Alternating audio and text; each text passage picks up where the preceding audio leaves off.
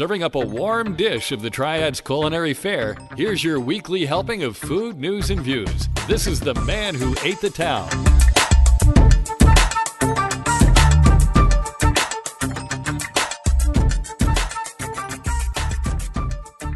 Hey folks, and welcome to episode 116 of the Man Who Ate the Town podcast. This is for the week of July 1st through the 7th, 2019.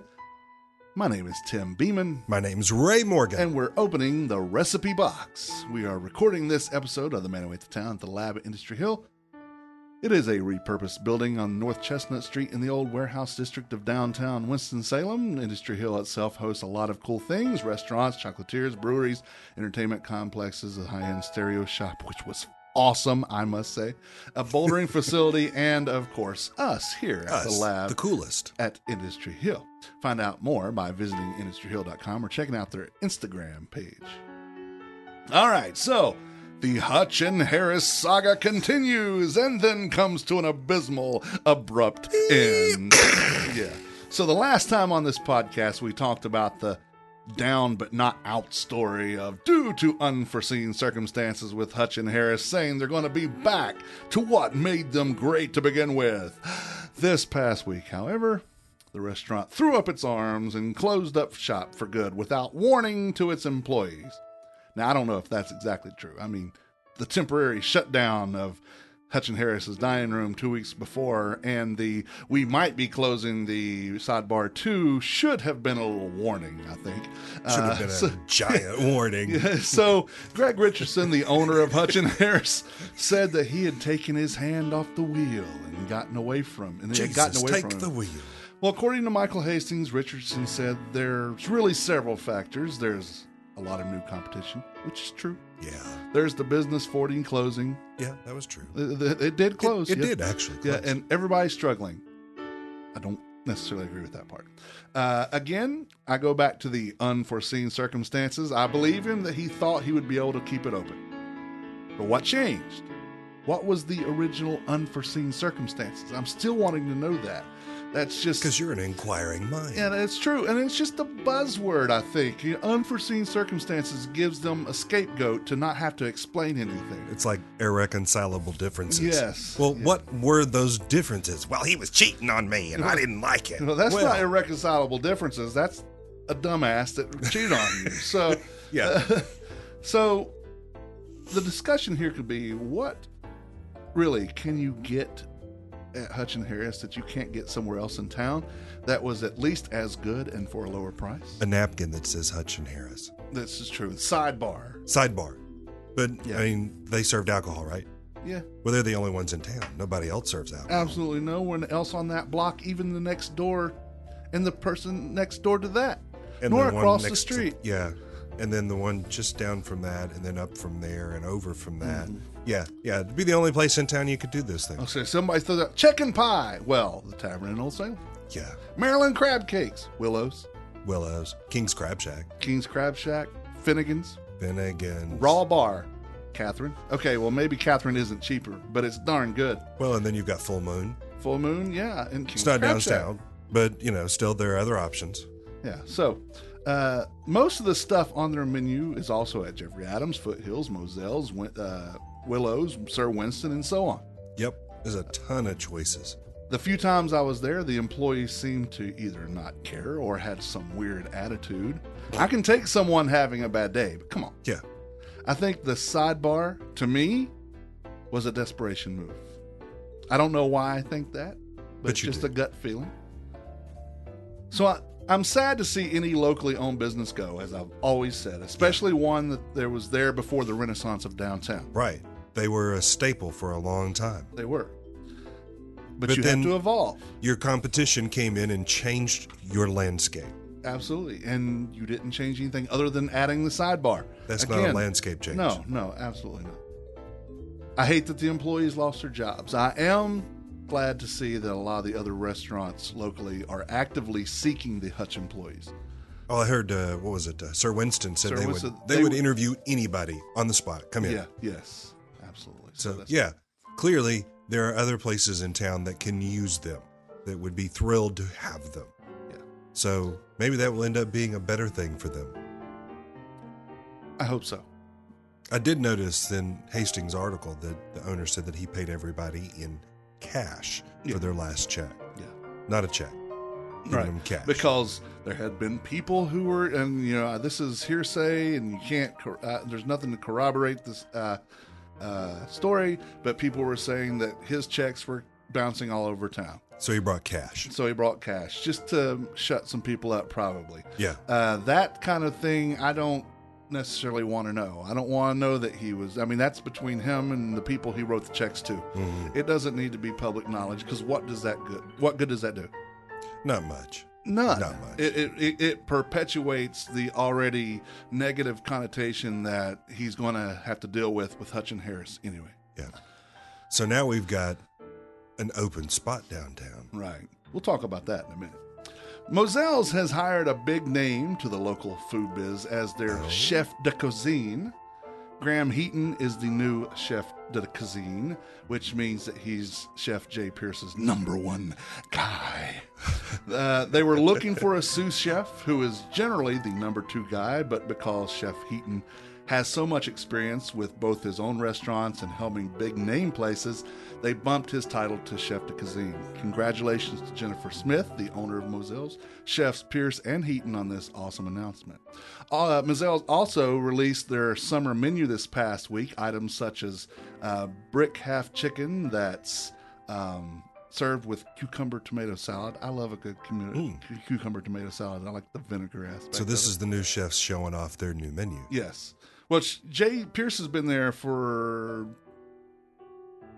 roughly a year, but so they also have salmon served with ratatouille, because that's a summery thing. Yeah. Appetizers include fresh summer squash and torched caprese, which is tomatoes barely warmed, not cooked, with a torch, and served with burrata, basil, Himalayan salt, and olive oil. Well, that was according to Michael Hastings. I look forward to trying some of this awesomeness and meeting Chef Heaton. Now, speaking of Moselles, I know it won't happen, but I would love to see Moselles move into Hutch and Harris. That restaurant's biggest restraint to me. It's tiny. Yeah, is its size. Moselles should be a lot bigger spot, and I think it would just fit well in that space. Business 40, meh.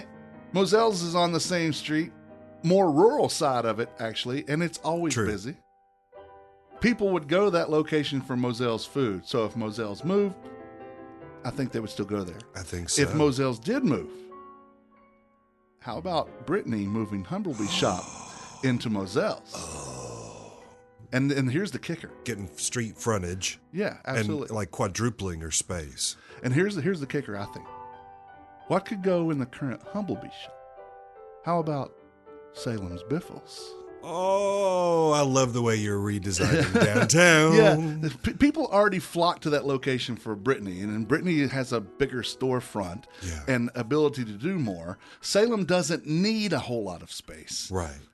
And people already know that spot, so she could fit in right there. I like it. It's good. Then that could be like the little bakery incubator that, then Salem finds her a bigger spot when things get better and somebody else backfills. I like the trend. So none of this will happen, I'm pretty sure. If it does though, you predicted it first? On this date, July 1st, 2019. Hell yeah. Tim Beeman predicts how downtown will develop. Man, Moselles would really, personally, I mean, you and I, we're big men. Yeah. I walk into Moselles and it just feels small to me. I feel like a giant in there, even more than normal. The bull in the china shop, and I'm walking around sideways, and if I have to sit at one of the tables, because we usually just sit at the bar, but if we sit at one of the tables, I feel like I have to put my butt in somebody's face to sit down, and I'm uncomfortable with that, and I don't want somebody doing that to me, so I certainly don't want my big ass in somebody's face. So it's just keep that to yourself. Yes. Please. Well, I try to. That would be really cool. Speaking of Salem, though, she is currently the resident baker at the Canteen Market and Bistro, and from what I'm seeing, she is kicking butt with her deliciousness. Not biffles, per se, but great desserts. So stop by Canteen. I believe they're at 411 Yeah. West 4th Street. That's correct, 411. So, Muddy Creek Cafe and Music Hall to close at the end of the year. That's all I have to say about that. Oh, I hadn't heard that they were closing. Yep, closing. Interesting. All right, so George Memory of Organics Juice Bar in Winston-Salem and Greensboro will be opening Vara Du Cafe in the Whitaker Square Shopping Center on Peacehaven sometime this summer. There will be hand-rolled ice cream, waffles with sweet and savory toppings, juice, of course, and it will be made in-house, so it's not just rehashing organics. They will be making their stuff there. Cool. And they will get their espresso from Twin City Hive. Nice. So Keep it local. George is scheduled to appear on this podcast July 22nd to discuss it. Looking forward to hearing more about that, and maybe maybe some samples you could bring with you, George. We will, when we remind him a couple of days ahead of time for our just reminder confirmation that you're coming on the show. Wink, wink, nudge, nudge. Say no more. Say no more. With some samples. Yes, please bring some samples. So we didn't have a show last week, but I went by Bowie's Market for the ribbon cutting a couple of weeks back. I got to spend some time talking with the owners and found them and the market to be awesome. A bit of everything local in there, and they have beer and wine, Whitaker Farms produce, Camino bread, Homeland Creamery dairy products, and take and cook meals from dinners on the porch. That's just to name a few things. Yeah. They have much more than that. Great neighborhood market located at 749 North Avalon Road in Buena Vista. Moji Coffee opened the next day of that Saturday, and they did their ribbon cutting. I wrote about this and Bowie Market on my blog, so I'm going to direct people there because it's just a lot. We're already going to have a long show today. So yeah. But that's a cool place. Yeah. From the street team, John Phillips said we need to check out the Que Viva Latin Street Grill food truck, and I'll just let you know I will be looking for it. Burgers since the last time we had a podcast. We had Crafted's Greasy Spoon, Earl's Burger, and yes, I broke my own rule about going there, but someone recommended it, so out of respect for the process, I went. Now, I have to ask, what'd you think? What I will say about it, it was the best burger experience from Earl's that I've ever had. Well, good. Good. Yeah. Then you also went to another place that surprised me that you went there. I'll get to that. I had Chin Chin Speakeasy Deluxe and a double cheeseburger from Allen's Dairy Treats. That's the one. I produce a podcast for Kate Reese, who is the director of the Center for Private Business through Wake Forest. Okay. And we were talking about it one day, and she says, you got to try it. You got to have shoes on because you don't want to wait around at anything in there. But he said, you'll enjoy the burger. And I did enjoy the burger. So you have to wait to find out more about it. But I did enjoy the burger. I've been in there a couple of times, and Lord, don't ever go in with anything combustible because the place, it would go up in a heartbeat. Yeah, I'm glad they don't allow smoking indoors anymore. No, because we would have a repeat of Mr. Barbecue. Yeah, absolutely. But it's been there for a while.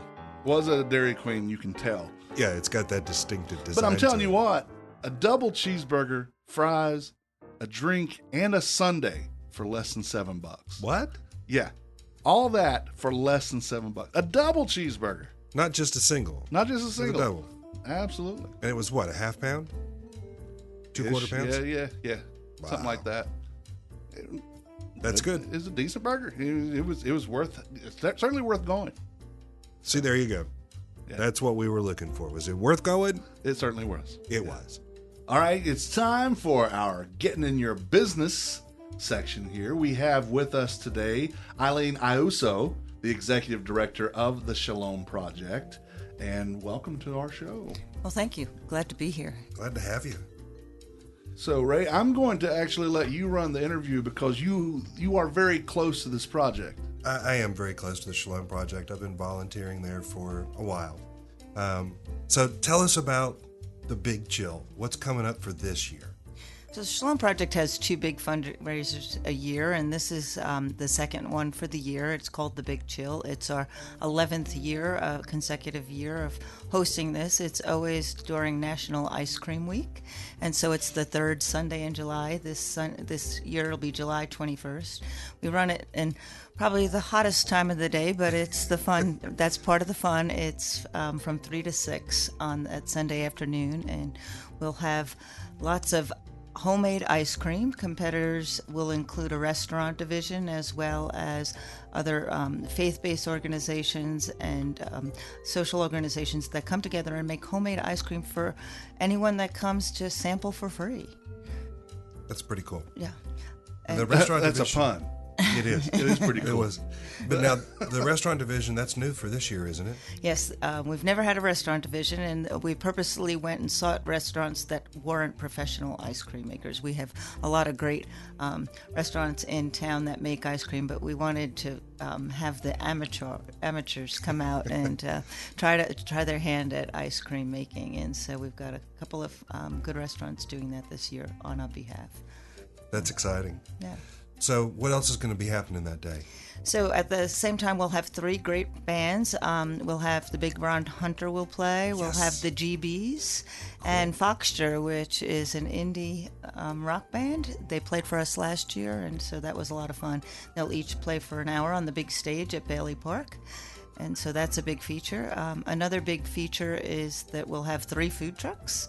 And so you can come out for dinner and ice cream, or a late lunch and ice cream. We'll also have individuals that come out, anywhere from the mayor of Winston-Salem to, somebody that, like Ray, that volunteers for the Shalom Project to come and sit on the ice. And that's how we raise money for this event. They'll sit on the ice for 30 minutes. It's a big ice couch, and it does get a little cold. Couch, yeah.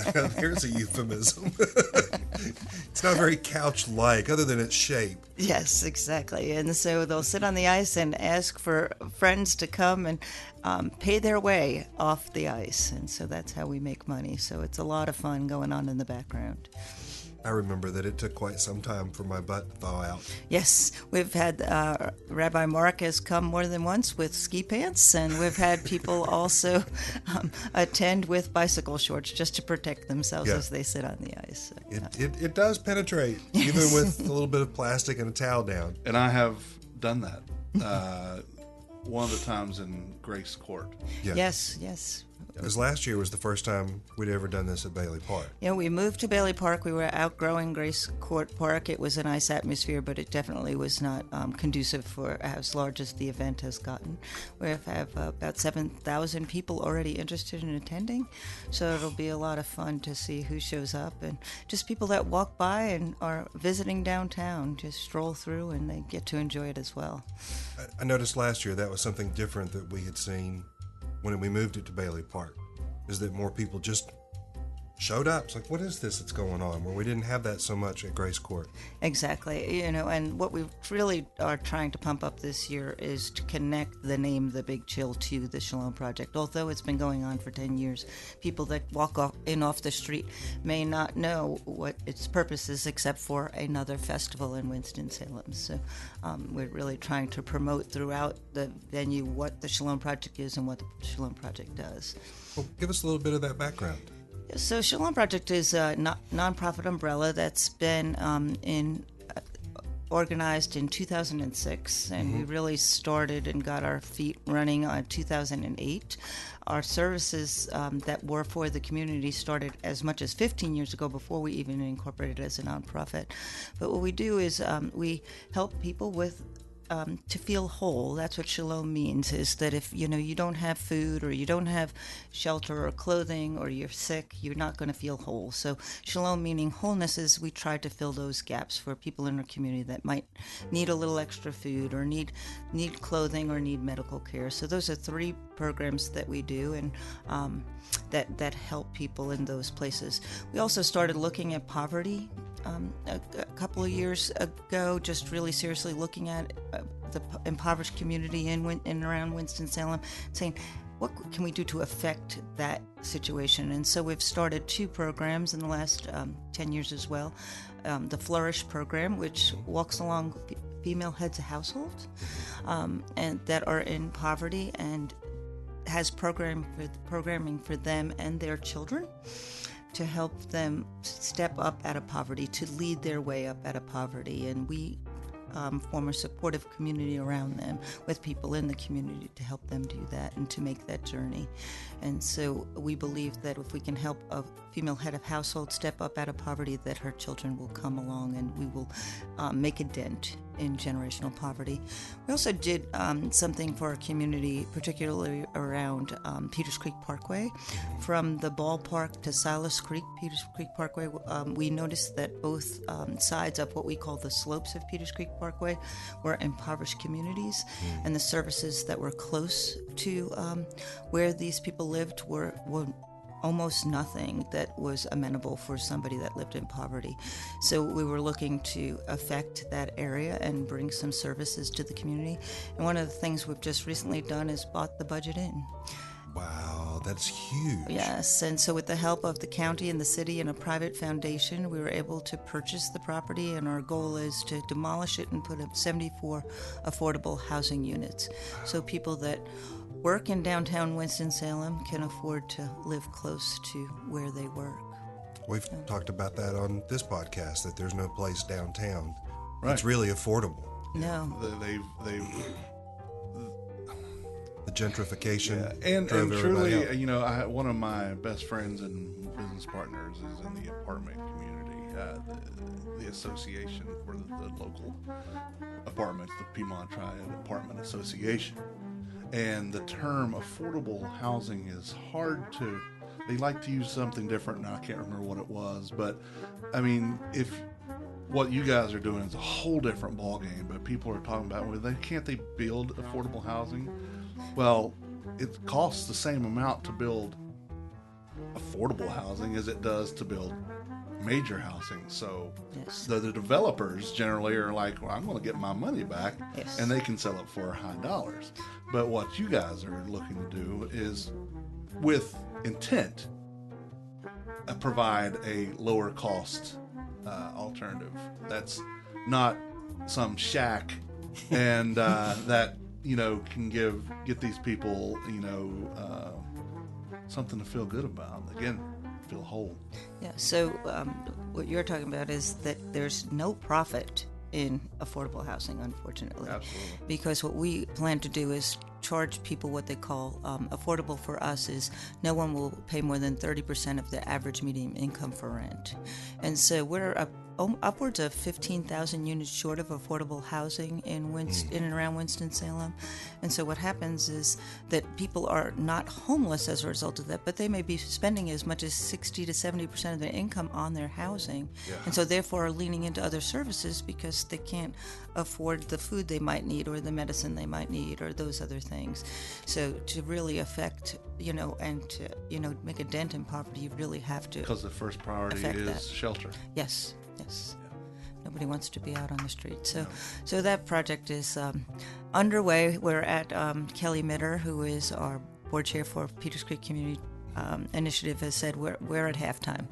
We're now looking for financing for that project to build it, and so we've got some tax vehicles that we're looking at and some other incentive-based, you know, ways that we can sell. I do drive by that location several times a week, if not daily, and notice that the lights are out. So the less desirable, to use our term, the less desirable element has started to move away from that, which is a good thing because, you know, you want these to be nice and not a haven for the let's go undesirable. Yeah, less desirable is mine. So let's go with undesirable. And what I mean by that is the drug dealers, the prostitutes, and things of that sort, not people who are legitimately looking for help to reestablish themselves in the community. What was really interesting about this project was that we had upwards of 30 occupants that were living there anywhere from a year to 8 years. And so some people lived in that environment because they had no other options. Yes. And so we were really able to affect about a good dozen people's lives more positively by just coming in and just being a friend and helping them make that transition. Yeah. Putting them in touch with other resources. Oh, yeah. And the City with Dwellings was amazing in that process. They're an amazing organization that's really helped us and or really got their boots on the ground doing something about people in those situations. Yeah. Awesome. So, yeah. I understand they're going to be at the Big Chill as well. Yes, they will. They'll be making ice cream as well. There's all kinds of flavors. We'll even have a vegan ice cream. A vegan ice cream? Yes, for our, non-dairy eaters. I happen to be one, so I enjoy that very much. It's usually coconut milk based or something like that. That'll be a fun try. We'll actually get into this a little bit later in our food holidays, but today is Creative Ice Cream Flavors Day. Oh my gracious. Well, so it's great that we're talking about it on this day. That's right. Do you have a favorite creative ice cream that you've tried?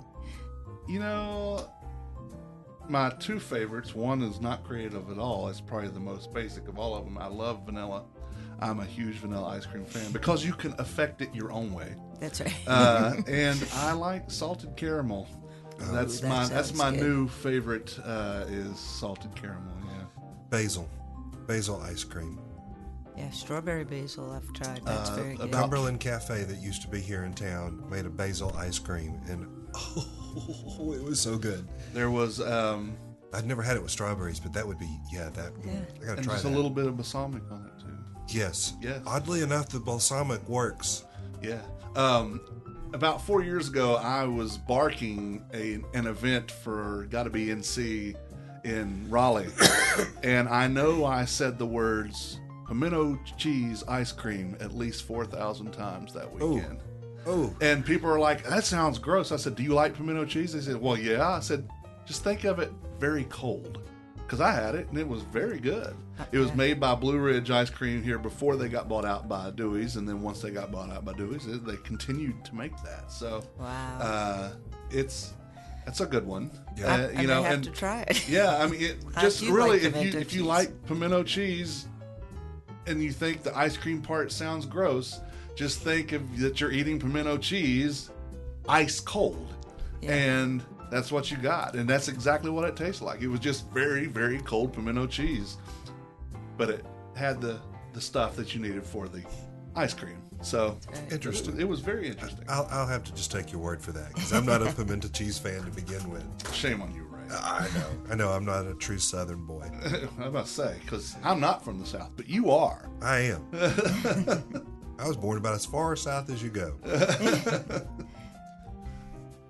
So what else is going on during the chill that we hadn't talked about already?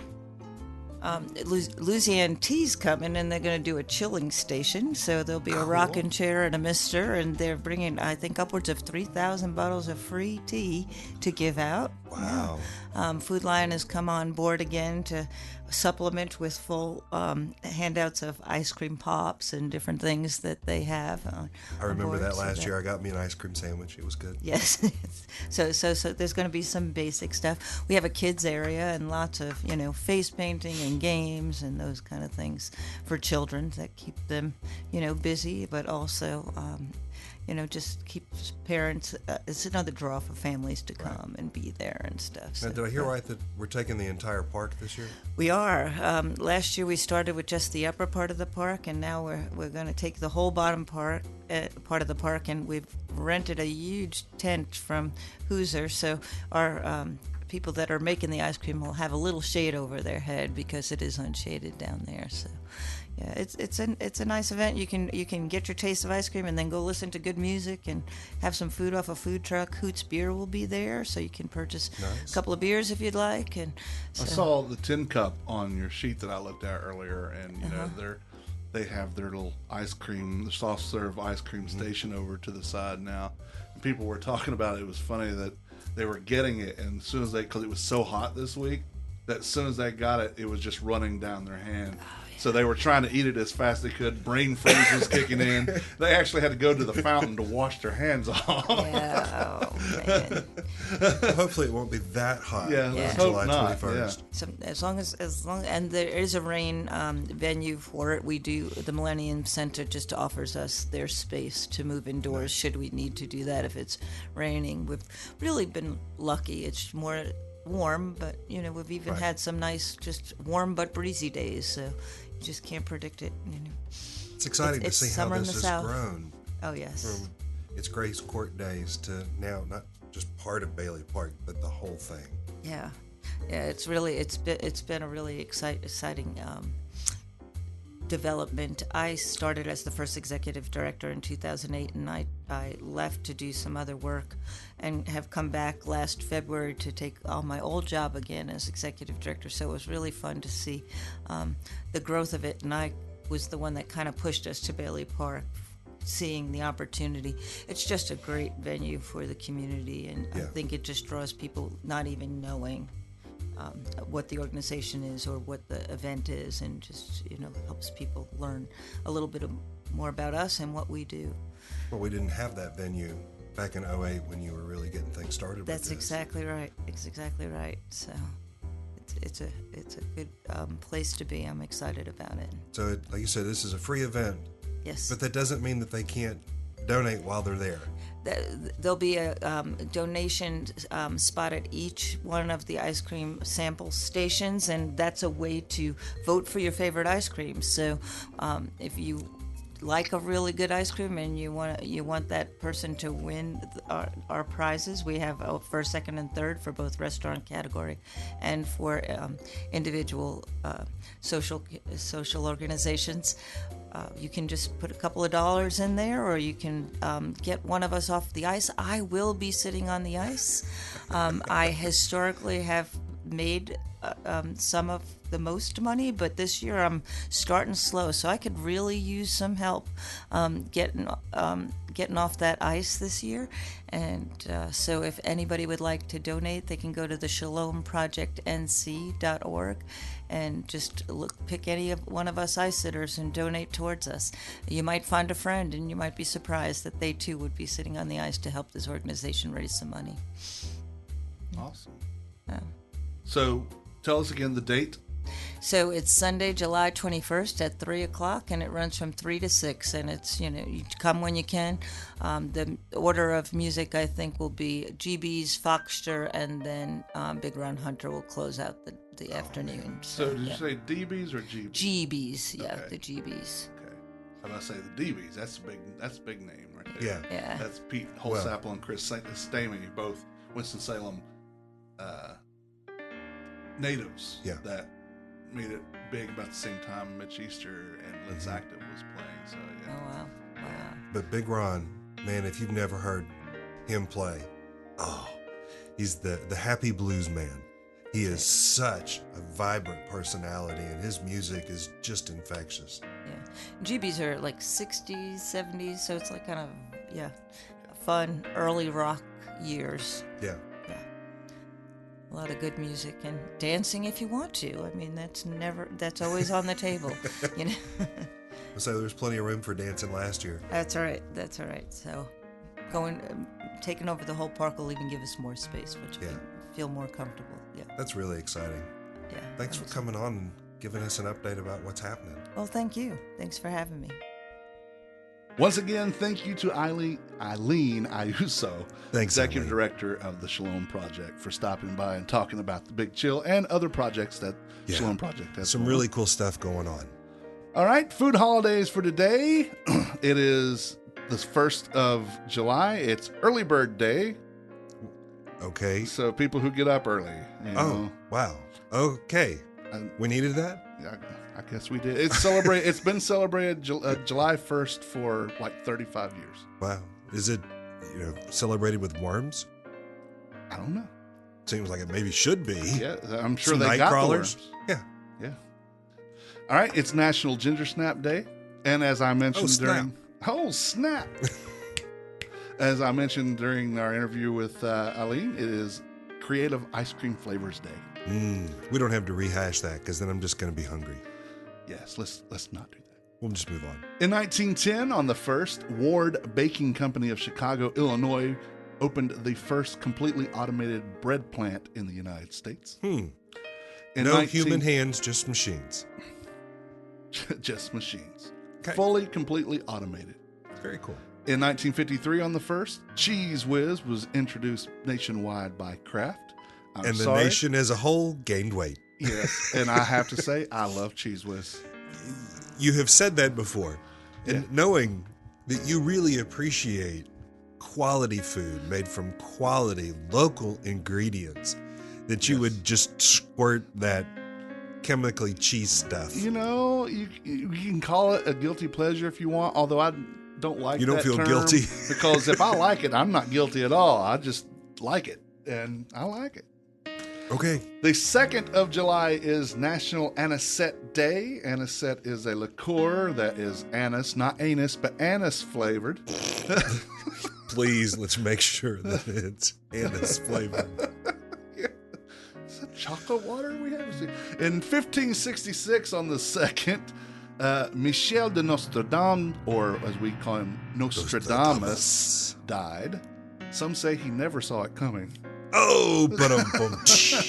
In 1947, an identified, which would be a weather balloon, or unidentified alien spacecraft object crashes near Roswell, Mexico. Yeah. Boom, boom, boom. It's like the X-Files here. Yeah. In 1962, the first Walmart store, called Walmart Discount City, was opened in Rogers, Arkansas, by brothers Sam and James Walton, thus starting the journey that would eventually ruin life for many retailers. Exactly. I remember watching that happen where I grew up. Walmart came in and a bunch of the local businesses shut down. Mm-hmm. It was sad. It is sad. Still sad. They are sad. And where do we have to go today to get stuff on the cheap? You have to become a Walmartian. Yeah.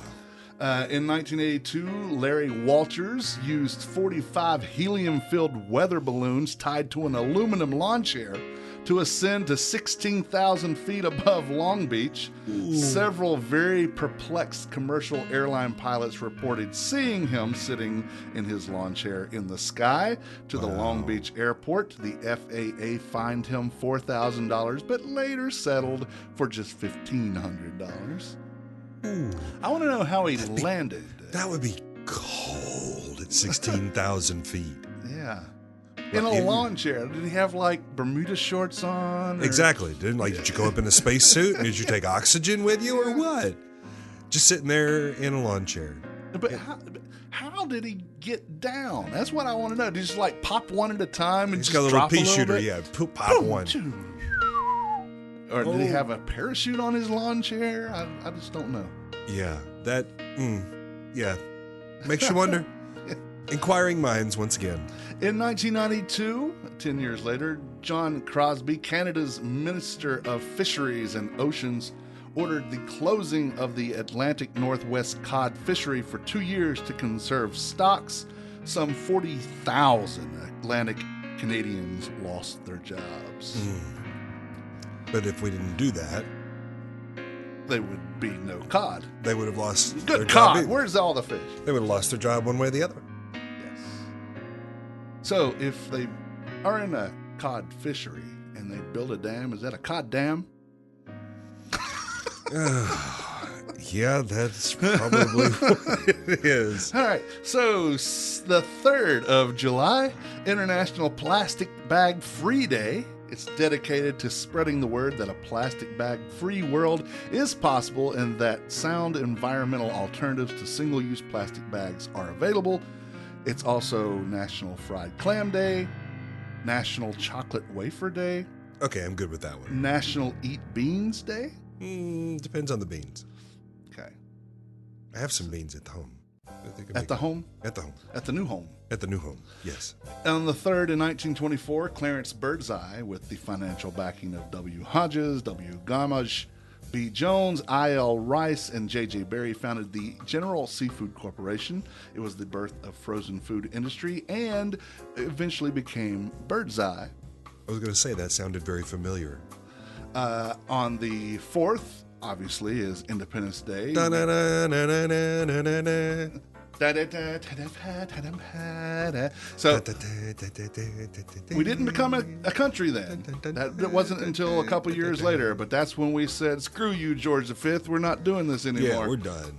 We have declared our without independence. Representation and all that stuff. Yeah, we don't like you no more. We're taking our ball and just going to stay over on the other side of the pond. I talked to one of my British friends yesterday. And a fan.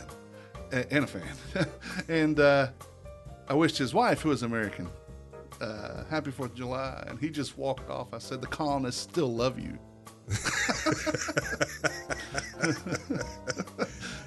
So he just shook his head and walked away.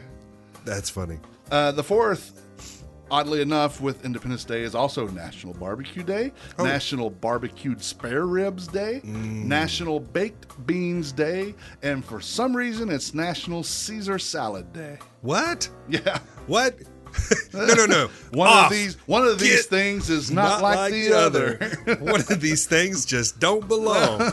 Get off July 4th. Caesar Salad Day can go to like the 5th, when you feel bad for what you eat on the 4th. Move it to October. October 2nd. It's a good day for Caesar salad. But why is it National Hot Dog Day on July 4th? Or Burger Day? I mean, those are Apple Pie Day. I mean, you don't get more American than that. I think Hot Dog Day is Memorial Day. Well, okay. Yeah. At least it has a national holiday. Yeah, I think we talked about that. I can't remember, but I think that's what we've slept since then. Yes, we have. At least once. 1817 on the 4th, construction began on the Erie Canal, which would connect the Great Lakes to the Hudson River, providing a water route to New York City and the Atlantic Ocean. I got a mule and her name is Sal. You know the song? I have heard 16 miles on the Erie Canal. I had to learn that as an elementary school student. Yeah, I think I have heard that, yes. In 1916, Nathan's of Coney Island hosted the first Nathan's hot dog eating contest. James Mullen ate 13 hot dogs in buns in 12 minutes. That's insane. Fast forward to 101 years later, Joey Chestnut set a new record in Nathan's famous international hot dog eating contest. He consumed 72 hot dogs in 10 minutes. What? Yeah. 72 and hot that's dogs. in buns. Oh my God. How do you do that? Well, he broke the record several times up to that. That's the latest record. Wow. And what they 72. do, he takes the water, he dips it in the water so it softens the bread and just starts eating them up. He's just got to be shoving those in. Yeah. To eat that many in 10 minutes? Yeah. So you're averaging 7 hot dogs a minute. Yeah. 7.2. No thanks. I'm just trying to think. You couldn't even put teeth marks on it at that level. You'd just be shoving it in. And that's what they do. Have you ever watched one of these things? I really don't want to. It's just gross. Seriously, they take the hot dog, dip it in water so it softens the bread, and they're just shoving it. And they're like, they look like squirrels, about October. Yeah. Giant cheeks. With giant cheeks. And they're just in there, and he has to get them all down, but he did it.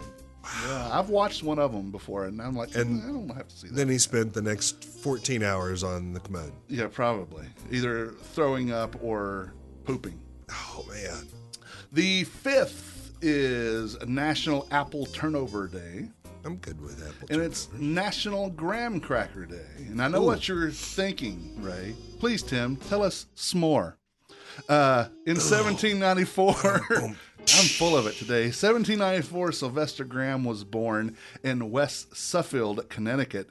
He advocated vegetarianism, wrong, temperance, wrong, and the use of coarse ground whole wheat, the graham flour. He also invented the graham cracker in 1829. So that's why it's... I love a graham cracker.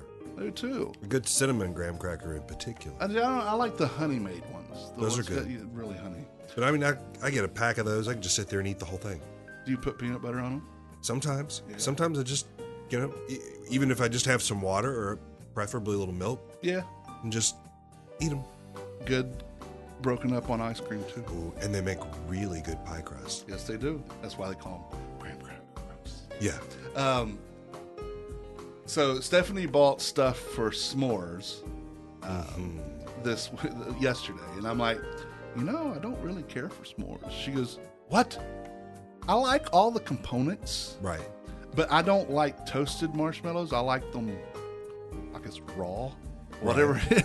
I like them soft and cool, and not toast, because I don't like toasted flavor. Oh. I'm not a fan of anything that's charred. So like charred bread, I don't like that. Charred Brussels sprouts doesn't? No. Oh, I'm telling you, they're so good. I believe you. A little balsamic I believe on it. there. I believe that you like it. I do. I would. But even I have to watch whenever people like do my burgers and stuff, if they want to get a char on there. Oh, I put a little char on there for you. Make me another one. Yeah, I don't want that. I don't want that. So do you mind your bun being a little toasted? I prefer it not. Really? I like soft bread. I do too, but there's something about having that nice layer of Now, crunchiness at on the Zesto inside. Burger, they grill the bun. I'm okay with that because it got a lot of butter on the top Yeah, and stuff. I don't mind that, but I don't like anything that's going to make the bread hard. I just as soon it not be. So, in 1865, William Booth and his wife Catherine founded the Salvation Army.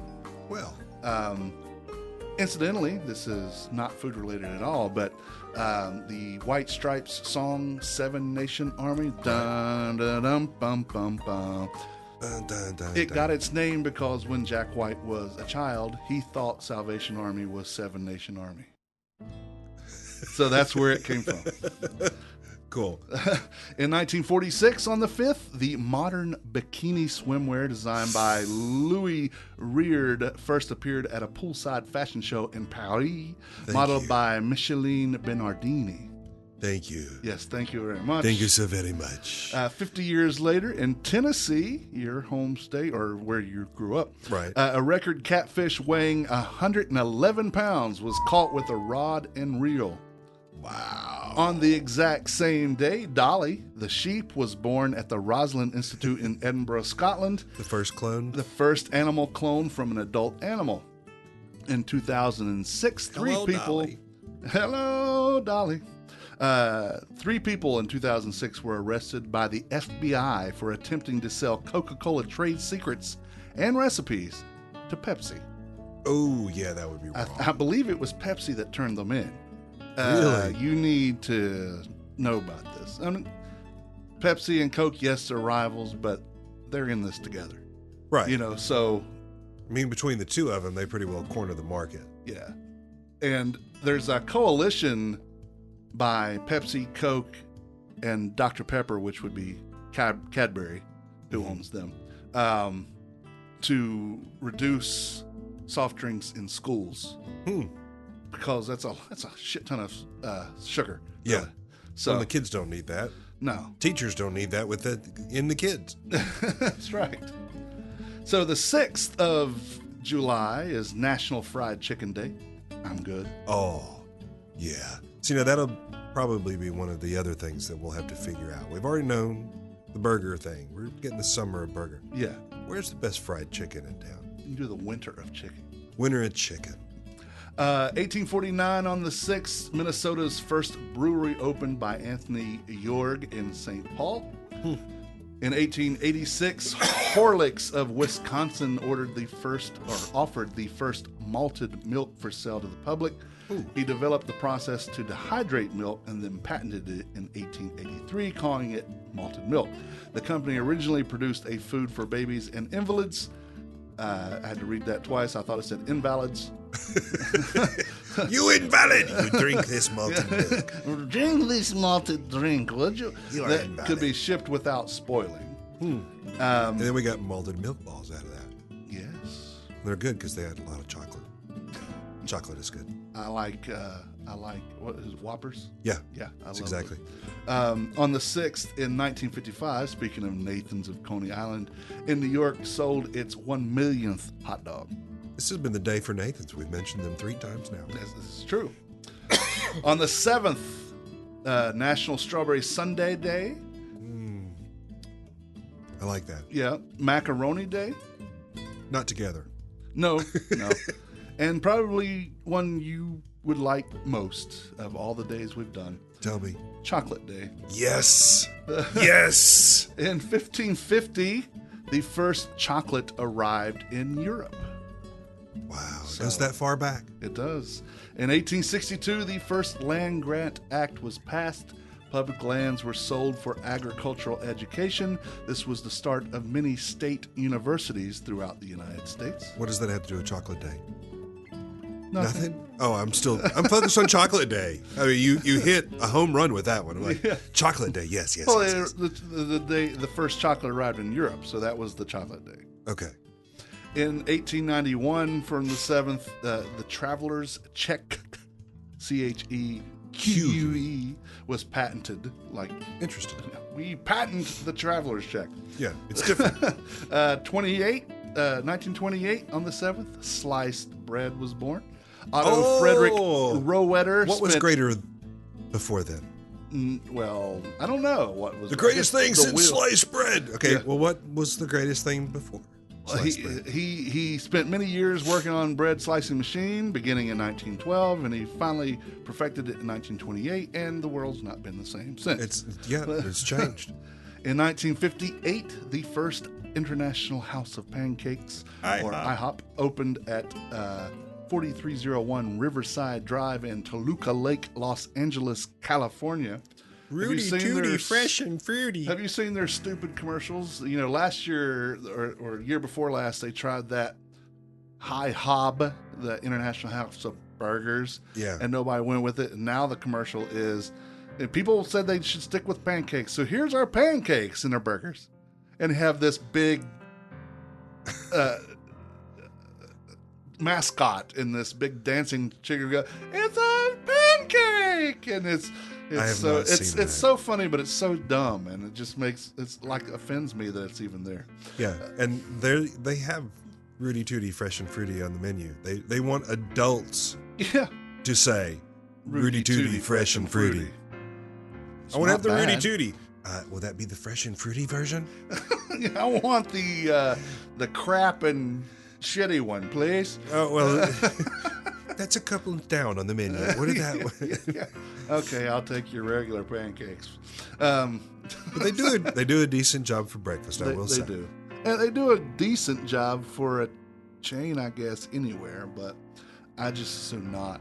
Yeah, there are other places we can go locally and get an amazing breakfast, and we're supporting locals. Yes, as we do. Yes, we do that a lot. That's all the food holidays in history for this week. Thank you to James Ehler at foodreference.com for making us chuckle, Thanks, James. roll our eyes, and making Ray's mouth water. It's Chocolate Week. All right, we'd greatly appreciate if you visit our sponsors, Delicio's Italian Restaurant, 301 Brookstown Avenue.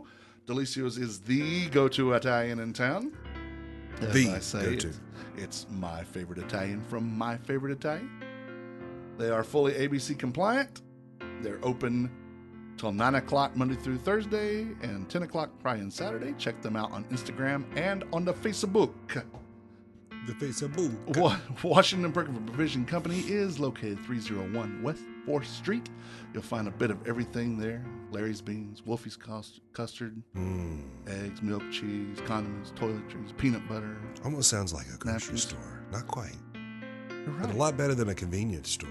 You're right. Exactly right. Because there's so many really, really good things there. This is true. It's like if I just had to get a few things, I should go there. Yep. And how do you get there? 301 West 4th Street. Yeah. DTWS. Washington Burke _DTWS on Instagram. Yep. And they have Bionic Tonic.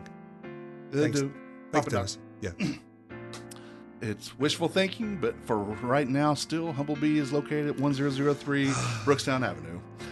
You need to go to amazing. Instagram and look at her concoctions. She's ready to make your baked good dreams come true, be it regular, vegan, or gluten-free. The Humblebee Shop wants to challenge your perception of scratch made and leave you with an experience you couldn't possibly forget. For more information, follow them on Instagram and Facebook, or visit thehumblebeeshop.co.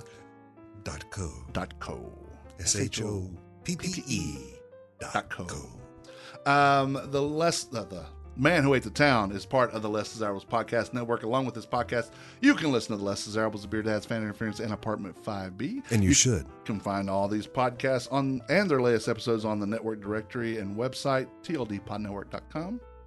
And glad you promoted that, because your boss was kind of looking for that. Yeah. For a little extra plug there. Yeah. My boss... I told myself this morning I needed to make sure I mention that.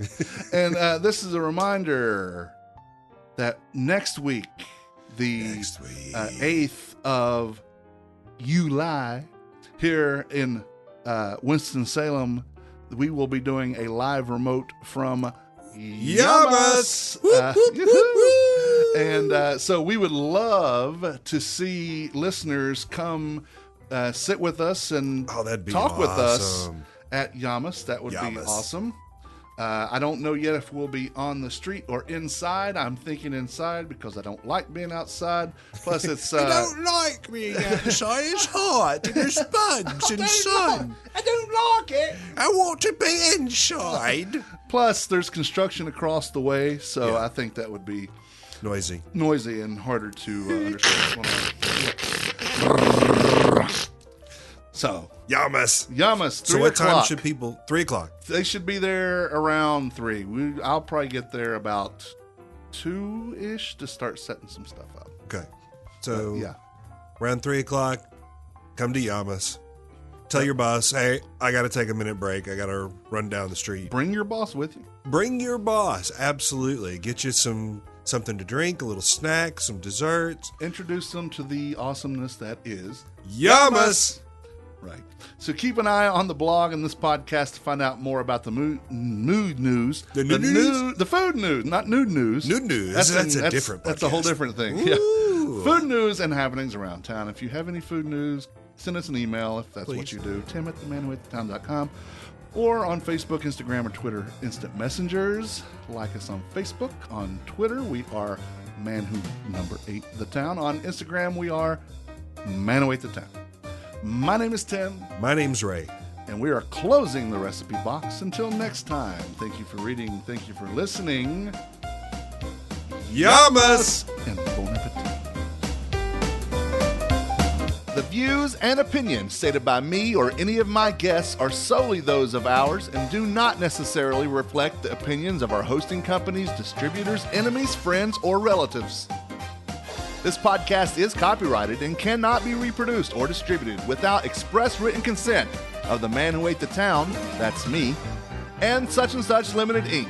However, if you ask nicely, we'll probably let you.